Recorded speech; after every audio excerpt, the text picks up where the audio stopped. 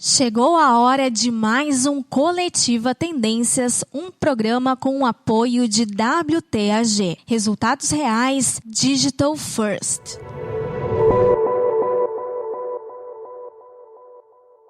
Olá, eu sou Patrícia Lapointe, de volta com mais um Coletiva Tendências, um podcast sobre as novidades da comunicação e do marketing. O episódio de hoje trata sobre diversidade nas empresas de comunicação e quem conversou comigo sobre este assunto foi o Alessandro Garcia, conhecido como Ale Garcia. Ele é publicitário e comanda o podcast O Negro da Semana. Bom programa!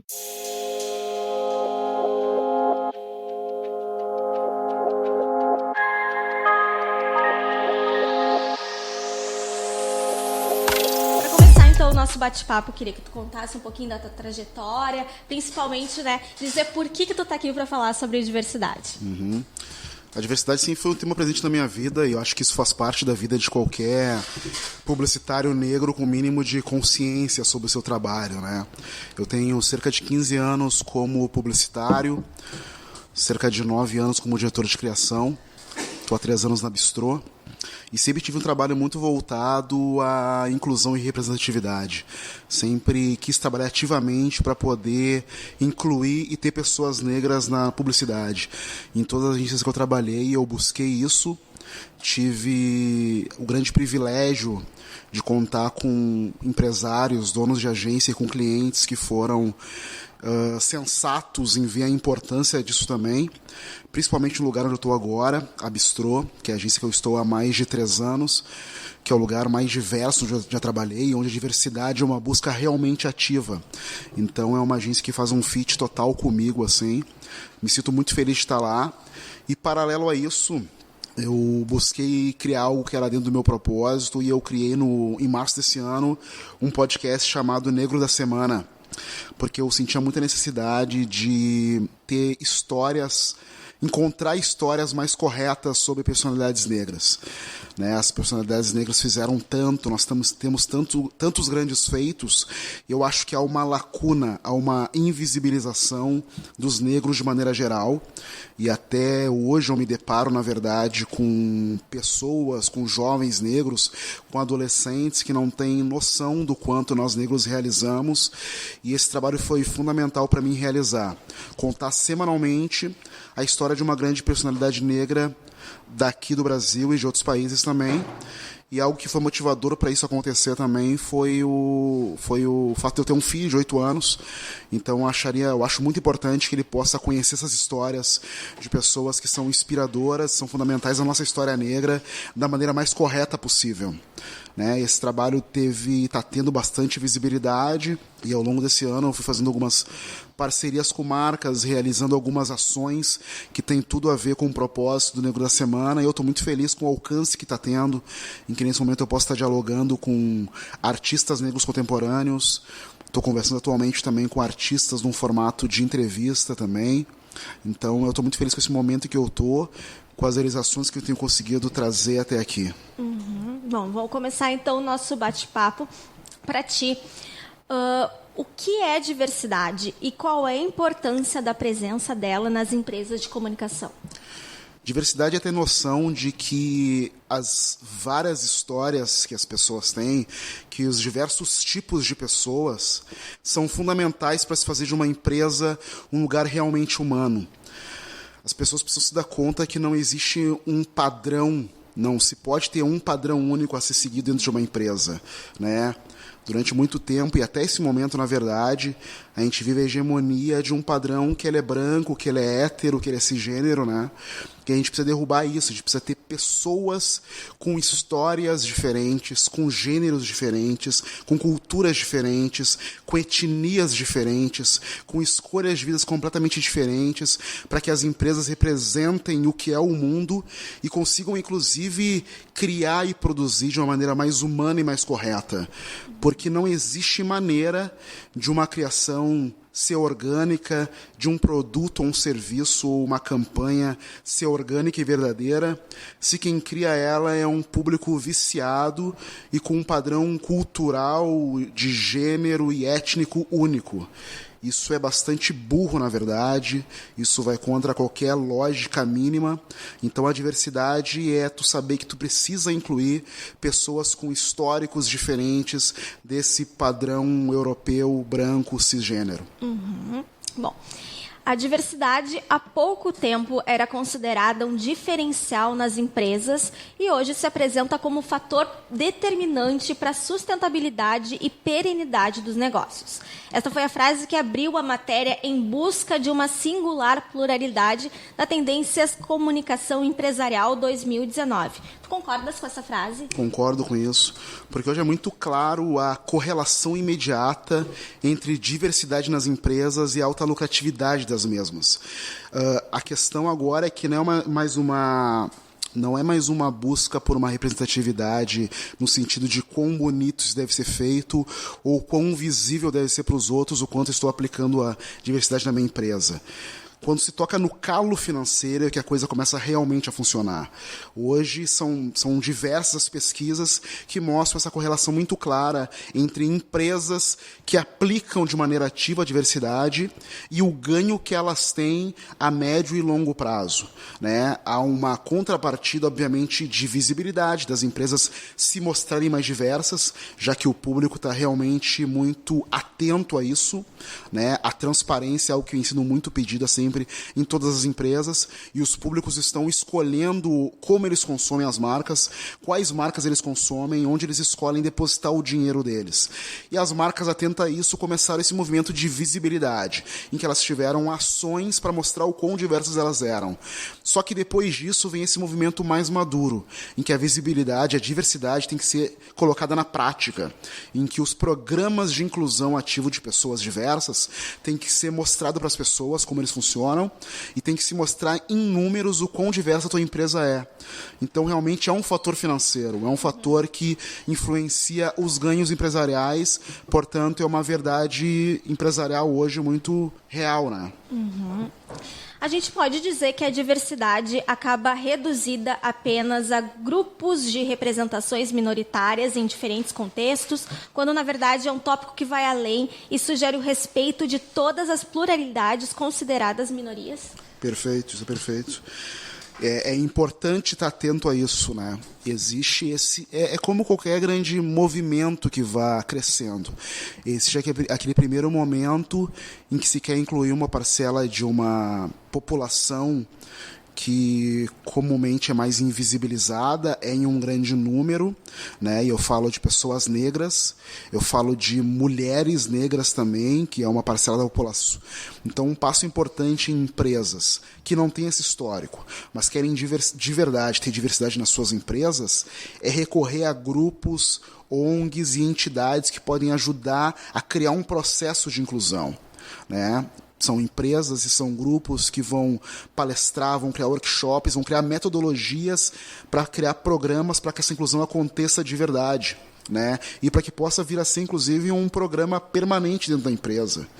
Pegando um exemplo muito rápido, a gente tem no Google Afro-Googlers, né, que eles já tiveram uma condição, por ser uma empresa gigantesca, de fazer algo mais intrínseco à própria empresa, que é de eleger um grupo de profissionais negros lá de dentro para que eles pudessem criar um processo de inclusão e de visibilidade de outros profissionais negros passarem a entrar a trabalhar no Google. Então isso é muito importante. Já empresas que não têm isso, agências de publicidade com um número muito limitado de pessoas negras, de pessoas trans, de mulheres, recorrem a entidades para solicitar como é que tu pode me ajudar a eu ter realmente processo de inclusão aqui dentro. Que programa eu posso criar para ter um processo que seja transparente e não seja só referente a uma visibilidade, mas que ele funcione de verdade, que eu traga pessoas para cá que são interessantes e que vão fazer um fit com a empresa de uma maneira correta. Não vai parecer um assistencialismo, sabe?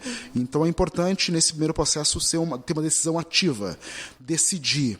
Não, eu quero ter mais pessoas LGBT, eu quero mais negros, eu quero mais mulheres, quero mais deficientes, quero mais índios, eu vou recorrer às pessoas e aos grupos que forem necessários para fazer isso acontecer. Porque as empresas têm que reconhecer quando não conseguem fazer isso sozinhas.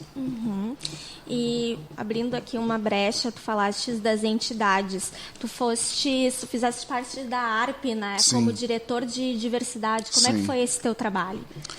Foi um trabalho em que eu não consegui realizar tudo o que eu gostaria de realizar, né? Rio Grande do Sul é um estado bastante difícil em relação à percepção da importância disso acontecer.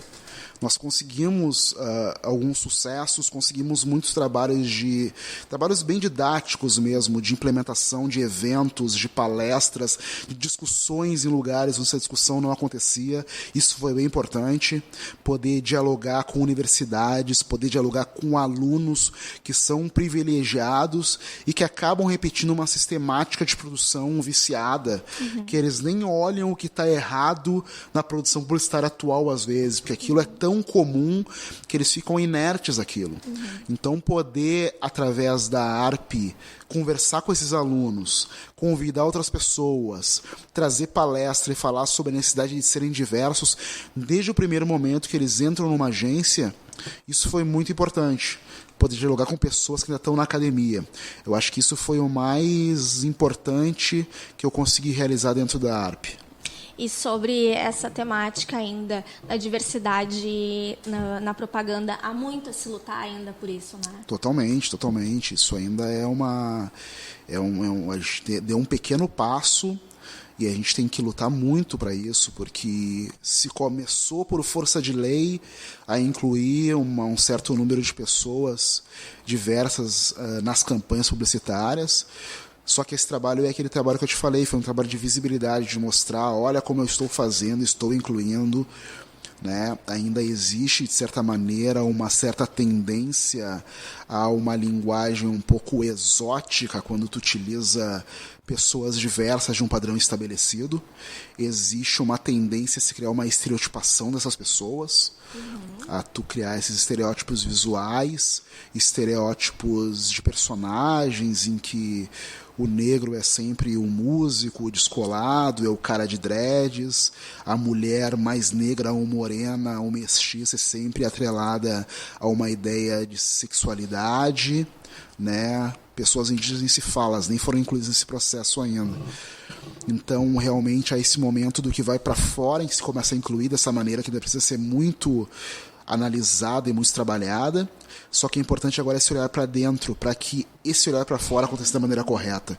Para que as pessoas dentro das agências e das empresas de maneira geral, como pessoas de marketing, por exemplo, possam ter essa diversidade, para que elas desde o início possam pensar em campanhas e ideias para suas marcas que incluam a diversidade de uma maneira natural, que não incluam elas como um apêndice, como uma última decisão de casting, mas que desde o momento se pense como é que aquela marca se comunica para todos esses públicos, né? Porque nunca se pode esquecer, é um público com alto poder consumidor, né? Pegando de novo, eu trago de novo os exemplos sobre o público negro, porque obviamente é muito claro que é o público sobre o qual eu tenho maior conhecimento, porque se trata da minha realidade. É o público que mais cresceu em consumo no Brasil, né? Consumindo muito mais de 1,6 trilhão entre 2017 e 2018. Então é um público com alto poder de consumo e é um público que analisa muito bem e muito calmamente as suas escolhas, para que marcas ele vai depositar o seu dinheiro. Então é necessário ter esse olhar inteligente sobre a inclusão, a necessidade de incluir e de diversificar dentro das empresas para que as coisas aconteçam de maneira correta. Voltando então à temática lá de diversidade nas empresas de comunicação. Como é que se pode implementar uma cultura organizacional com este propósito de se ter diversidade? É como eu falei, né? Tem diversos formatos que isso é possível. Os formatos mais atuais atualmente estão sendo a criação de programas com nomes específicos, com metodologias específicas, que obviamente também já serve como uma ferramenta de branding, que a marca deixa claro para o mercado o seu posicionamento. Então você pega uma agência como a Young Rubicon, por exemplo, que tem o programa 2020, em que ela planeja até um determinado período ter pelo menos 20% de pessoas negras dentro da sua empresa. E aí ela cria uma metodologia em que ela traz pessoas eventualmente de universidades federais, em que vai buscar pessoas periféricas. Ela cria uma metodologia com base em consultores que ela foi atrás. Cada empresa vai descobrir qual é a sua realidade. Você vai pegar uma empresa do sul do país, talvez de uma região mais dominada por italianos e alemães, e tu vai ter que buscar uma outra realidade para ter uma inclusão de pessoas que fujam dessa etnia. Talvez tenha que contratar uma empresa de consultoria em Porto Alegre para buscar profissionais daqui. Enfim, são realidades que vão funcionar muito de acordo com o perfil daquela empresa. Inclusive o perfil de trabalho, para saber quantos profissionais que me interessam com etnias diversas eu vou conseguir para essa minha área. Porque isso é uma questão também, né? Até por isso existem programas de inclusão de mulheres em programas de tecnologia, por exemplo. Porque a tecnologia sempre foi um tendão de Aquiles em questão de diversidade, né? É uma área em que tu precisa ter um estofo financeiro grande, e aqui é uma área em que a inclusão tem que ser feita de uma maneira muito mais intensa. Então, empresas que sabem que a diversidade na tecnologia também é algo de grande importância, atentas a isso, criam programas em que elas formam pessoas diversas que não teriam acesso a serem profissionais de tecnologia num modelo padrão, formam essas para que elas tornem um corpo de trabalho nessas empresas. Então, foi uma decisão inteligente e uma decisão prática dessas empresas de tecnologia nesse momento. Isso faz com que cada empresa na sua área tenha que criar o seu modelo, desenhar isso junto com parceiros para que veja qual é o mais adequado para a sua realidade. Para a gente finalizar essa primeira parte, a gente fala aqui de tendências. Então, a gente dá uma divisionária aqui e busca tentar entender o que pode acontecer nas áreas daqui a uns 5 anos, mais ou menos. Para ti, quais são as tendências nessa área? Na publicidade é algo que já vem falando há algum tempo. Assim, é uma tendência que se estabelece, que se torna cada vez mais clara, que a publicidade ela é dominada hoje por serviço e entretenimento. As pessoas não querem mais ser interrompidas, a interrupção é algo mal visto, isso não é nenhuma novidade. Então as marcas, na sua construção de branding, na exposição dos seus produtos e serviços, têm que oferecer algo para ter a atenção do consumidor. E oferecer algo, se trata de oferecer um entretenimento, de diversificar a comunicação com ele através de um conteúdo que seja interessante, se atrelando a criadores de conteúdo, a influenciadores e criando plataformas em que ela entregue algo que seja passível da atenção do consumidor, ou entregando serviços que funcionem para eles, entregando ferramentas, entregando aplicativos, entregando coisas que são funcionais na vida dessas pessoas, coisas que vão fazer com que ela tenha uma empatia pela marca, porque a marca está lhe entregando algo pela sua atenção. Sendo bem extremo e dando um exemplo que eu dou, que representa muito algo que eu acredito, mas obviamente é extremo e é de uma marca grandíssima. A gente pega o Google, que ele quer contar com um perfil de consumidores para poder vender esses perfis para diversas marcas que compram seus serviços. E ele faz isso como? Oferecendo uma multiplicidade de serviços diversos. Eu tenho o Google Street View, eu tenho o YouTube, eu tenho diversos serviços para o qual eu tenho o prazer de consumir, e tudo que eu tenho que entregar são meus dados para o Google poder entregar isso para os seus parceiros que vão me oferecer, eventualmente, um produto focado em mim. Isso é um tipo de entrega focado num serviço, né? Então é um princípio de ganha-ganha em que essa entrega deve ser feita, em que essa correlação precisa encantar o consumidor para não ser mais uma interrupção comercial na sua vida. E se tratando das empresas de comunicação e a diversidade? Desculpa... As tendências nessa área, ao teu ver? Em questão de diversidade? Isso, em questão de diversidade nas empresas de comunicação. Eu não vejo como tendência, eu vejo como necessidade, né? Como eu falei. A diversidade nas empresas de comunicação é uma necessidade, não é uma tendência. Não há essa busca de estar com uma tendência, mas de cumprir algo que deve ser feito.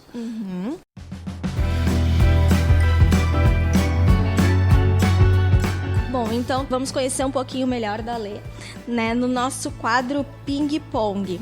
Um trabalho marcante, Alê.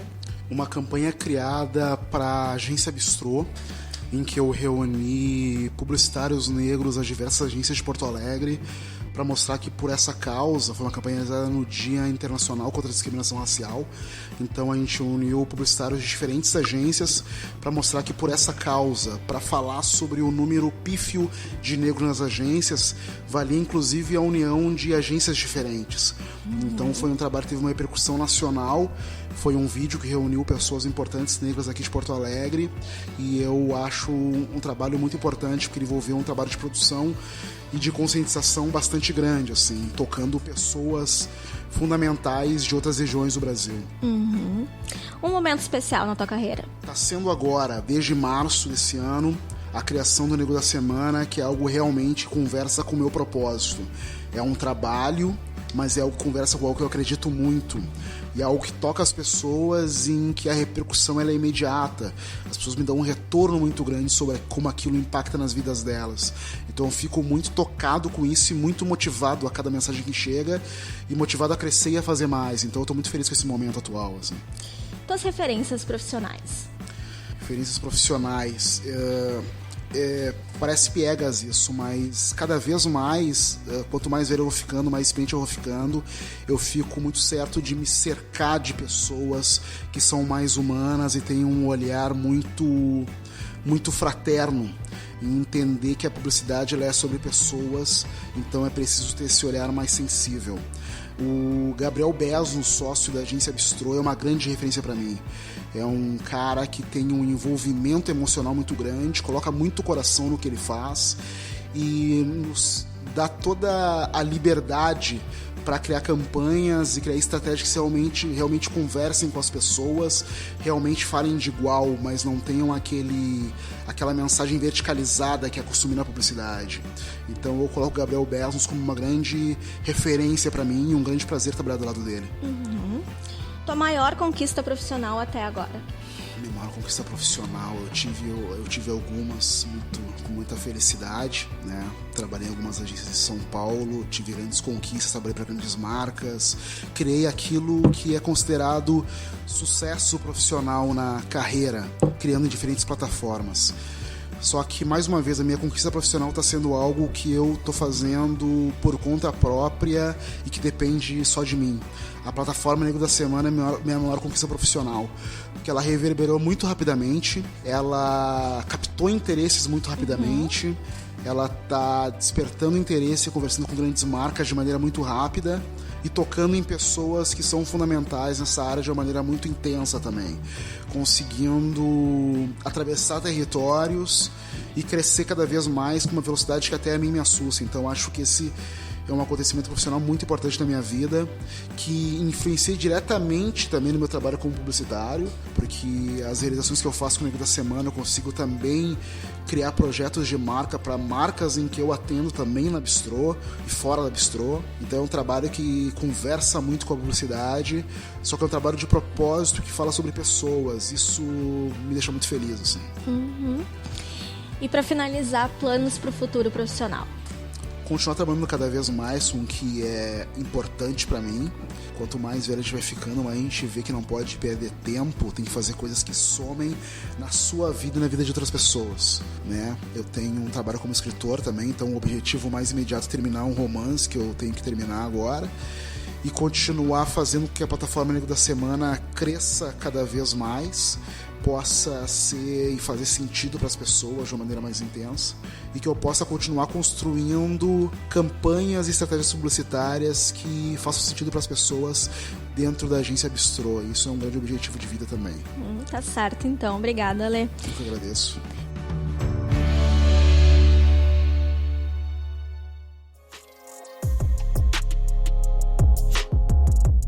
Bom, este foi mais um episódio do Coletiva Tendências. Comentários, sugestões e críticas podem ser feitos por meio do nosso e-mail tendências@coletiva.com.br e também das redes sociais. Estamos no Facebook, no LinkedIn e no Instagram pelo @Coletiva Tendências. Até uma próxima. Tchau, tchau.